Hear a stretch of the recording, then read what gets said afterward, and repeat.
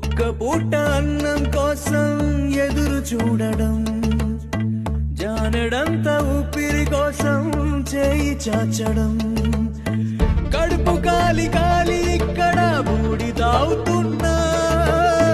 మనిషి అన్నవాడికి మనసే లేకపోయినా